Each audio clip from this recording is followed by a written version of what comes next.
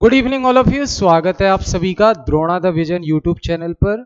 मैं फिर से आपके सामने हूं। मेरा नाम है प्रेमपाल सिंह और हम डिस्कस कर रहे हैं जीएस और जीके का प्रैक्टिस सेट, जो कि अलग अलग एग्जाम में पूछे गए, पिछले सालों में पूछे गए प्रश्न पत्रों पर आधारित है। ठीक है, तो बहुत ही इंपॉर्टेंट है आपके लिए, बहुत ही यूजफुल साबित होने वाला है। और ये सीरीज पूरी चल रही है मंडे टू सैटरडे डेली रात को 8 बजे। ठीक है, और मंडे टू सैटरडे जीएसजी के प्रैक्टिस सेट आता है और संडे को 8 बजे 1 घंटे का 8 से 9 पूरा वीकली करंट अफेयर होता है, जो आपके एग्जाम के लिए बहुत जरूरी है। उसमें हम एमसीक्यू क्वेश्चंस तो करते ही हैं, साथ ही साथ उनकी डिटेल एक्सप्लेनेशन भी आपको सामने दिखाते हैं, जिससे आप रिवीजन कर पाए उनका। ठीक है, क्लियर? तो बढ़ते हैं आज की क्लास की तरफ। क्वेश्चन है हमारे सामने, हाउ कैन अ जज of the supreme court be removed? Supreme court का जो जज है वो कैसे रिमूव किया जाता है? सर्वोच्च न्यायालय का जो न्यायाधीश हैं उनको पद से कैसे हटाया जाता है? तो देखो ऑप्शन पढ़ते हैं। ए, मुख्य न्यायाधीश की इच्छा से हटाया जाता है। बी, राष्ट्रपति द्वारा हटाया जाता है। सी, सर्वोच्च न्यायालय के मुख्य न्यायाधीश की सिफारिश पर राष्ट्रपति हटाते हैं। डी, संसद की सिफारिश पर राष्ट्रपति हटाते हैं। बताओ भाई, 11वां प्रश्न।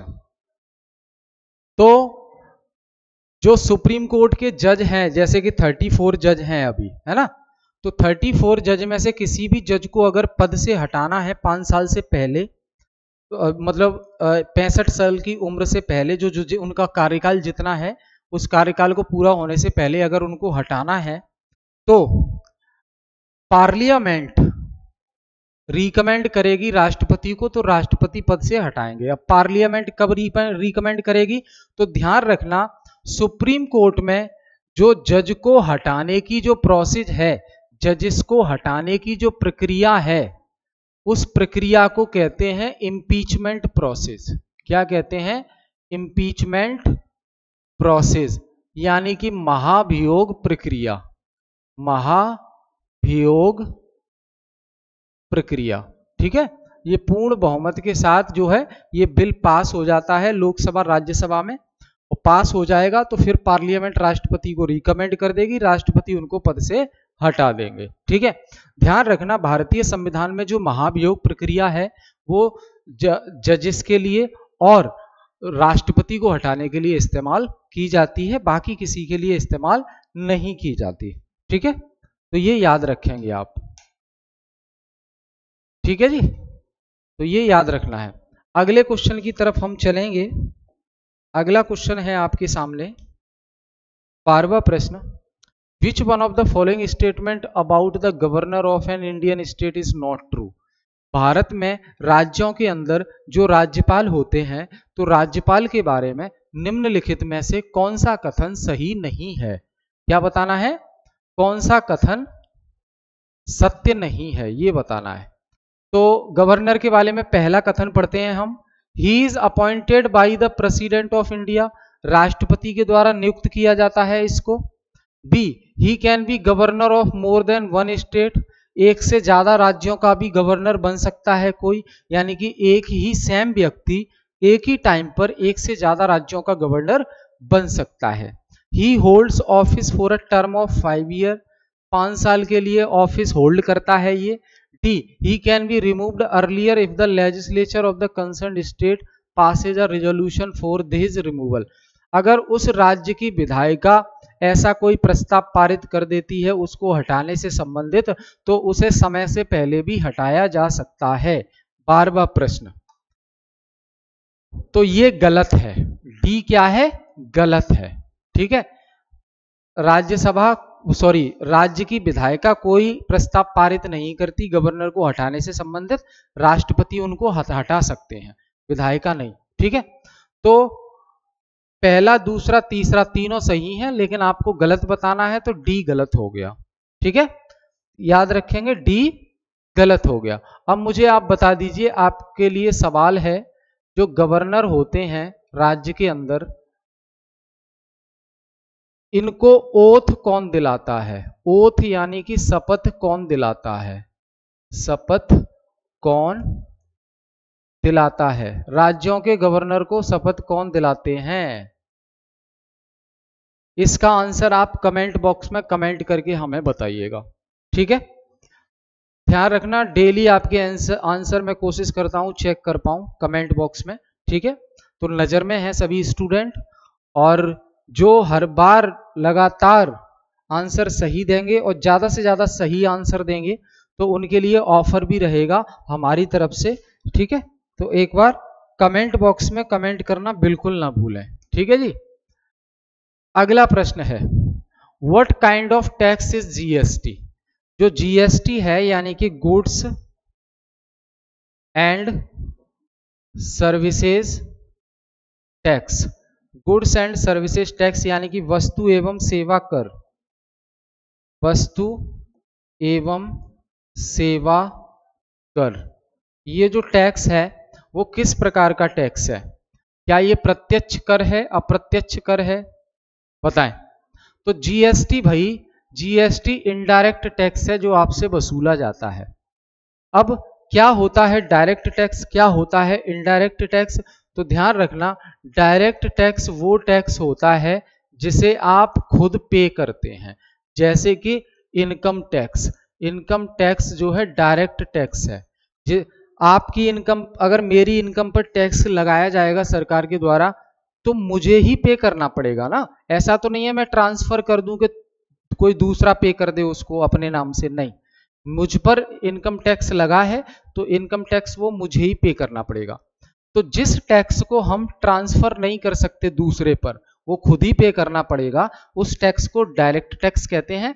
और जो टैक्स ट्रांसफरेबल है यानी कि लगाया किसी और पे जा रहा है और भुगतान किसी और से किया जा रहा है, तो कंपनी पर लगाया जाता है जीएसटी और कंपनी अपने सामान पर टैक्स ऐड करके कस्टमर से वसूल लेती है उसको, ठीक है, याद रखेंगे ये। तो इनडायरेक्ट टैक्स है जीएसटी। अब आपके लिए सवाल, जीएसटी को संविधान में शामिल करने के लिए, जीएसटी को संविधान में शामिल करने के लिए कौन सा अमेंडमेंट किया गया था? भारतीय संविधान में कौन सा अमेंडमेंट किया गया था? यानी कि कौन से नंबर का वो अमेंडमेंट था? 100, 101, 102, 103, 104, 105, कौन से नंबर का था? ठीक है, इसका आंसर कमेंट बॉक्स में आपको देना है सोच समझ के, ठीक है। अगला क्वेश्चन है आपके सामने, क्वेश्चन नंबर 14।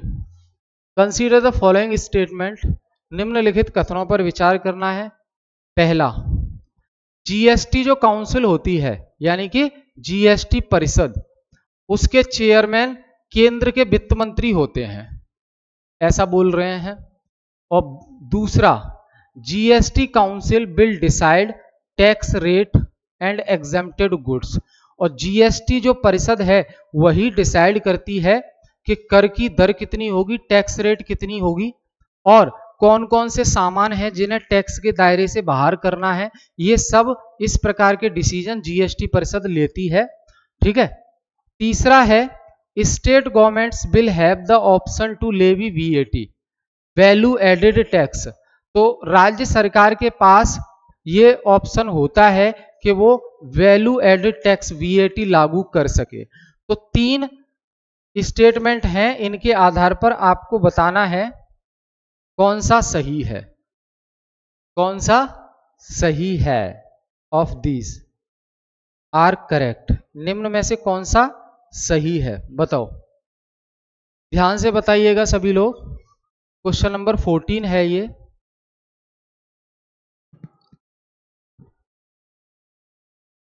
क्वेश्चन नंबर 14,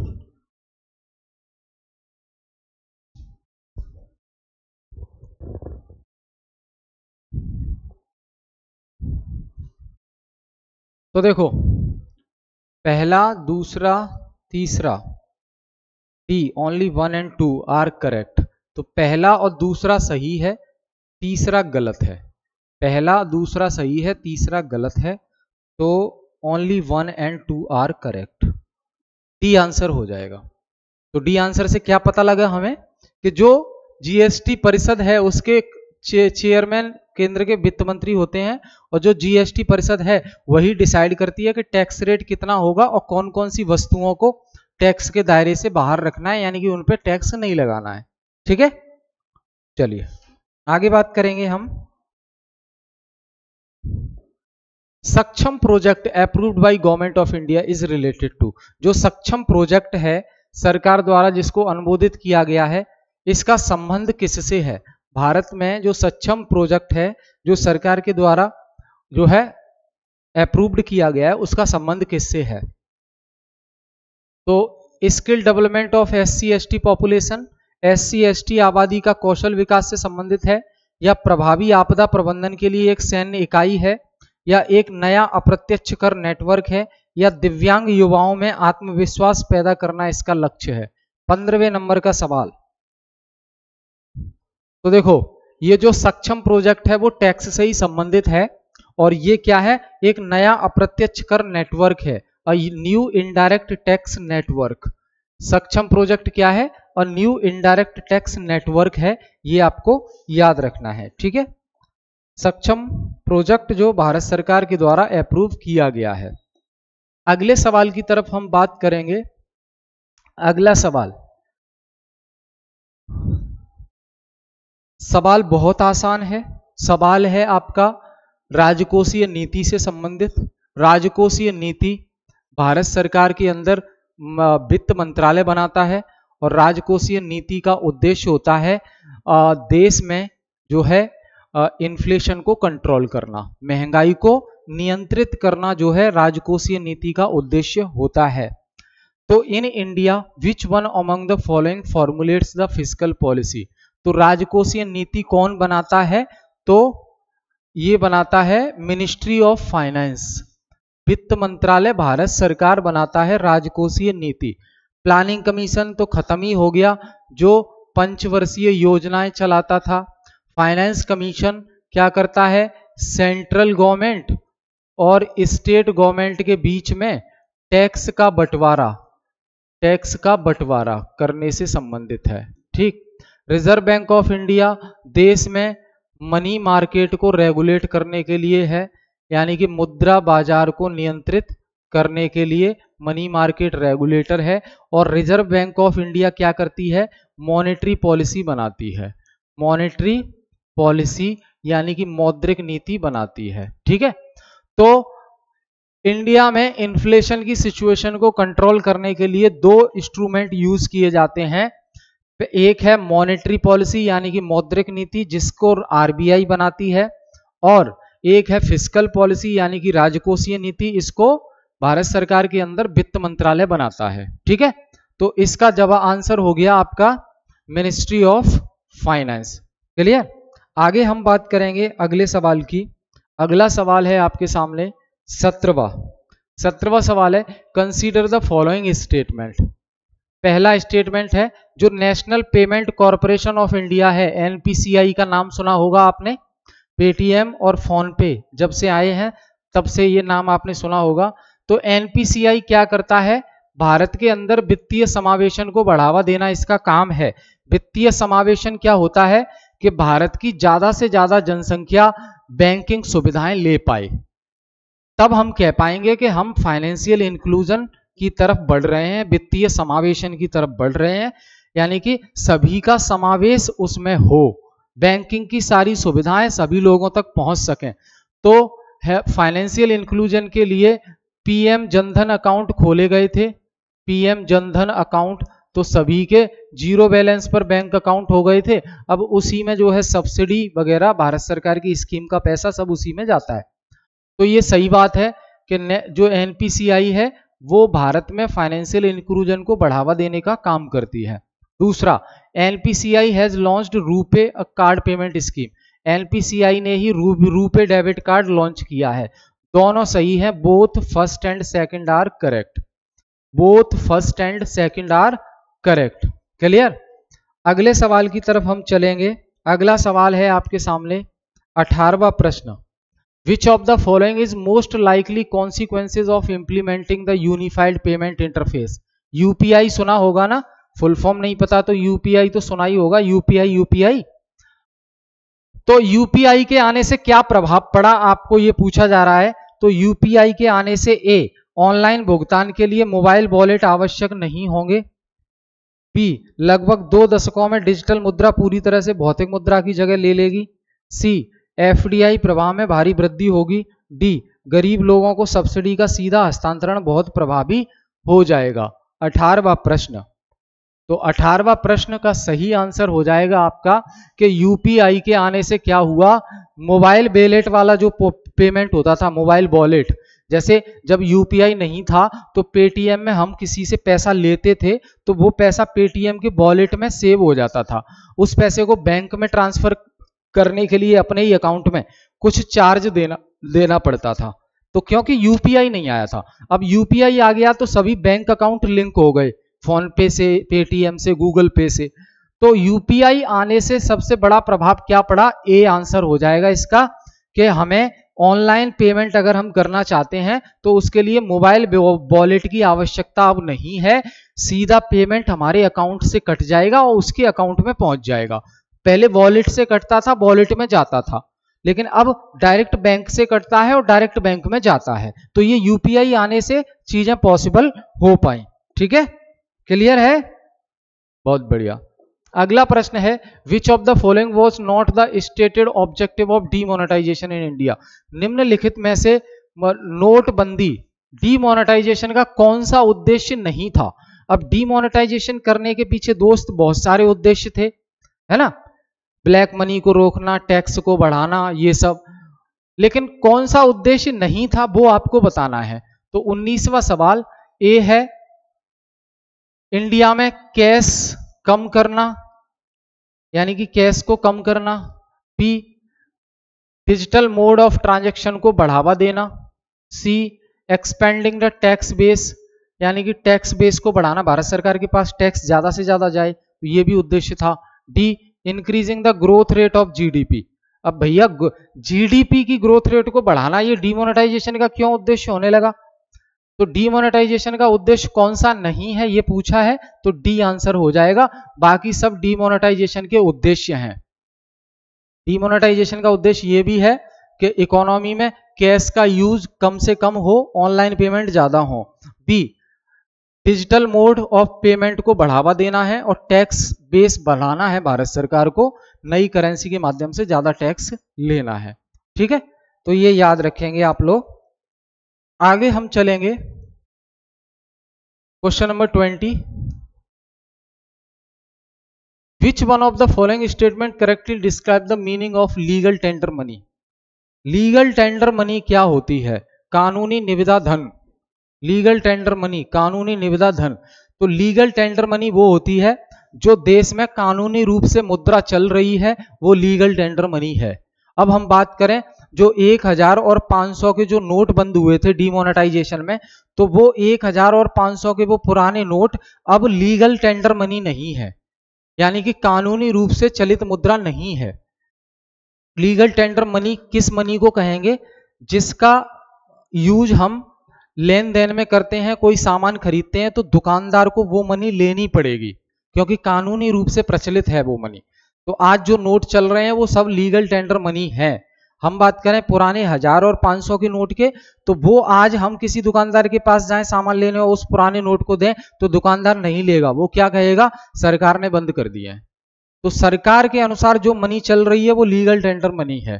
ठीक है, तो इसका क्या हो जाएगा आंसर, इसका हाँ ये बी आंसर हो जाएगा, यानी कि money which a creditor is under compulsion to accept in settlement of his claim.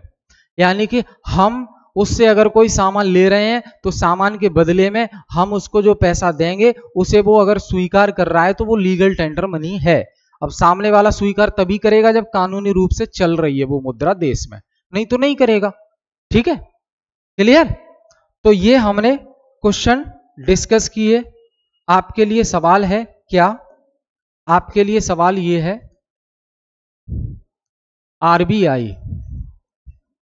RBI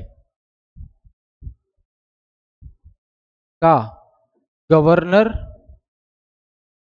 कौन है अभी, कौन है अभी, और ये कौन से नंबर का है, कौन से नंबर का गवर्नर है। ठीक है, कौन गवर्नर है और कौन से नंबर का गवर्नर है, इसका आंसर आप कमेंट बॉक्स में दीजिए। ठीक है, तो thank you all of you, फिर मिलेंगे नेक्स्ट क्लास में। क्लास से जुड़े रहिए, क्लास पसंद आए तो शेयर कीजिए और लाइक जरूर करें, और कमेंट में जितने सवाल पूछे गए उनका जवाब जरूर दें। तो thank you all of you.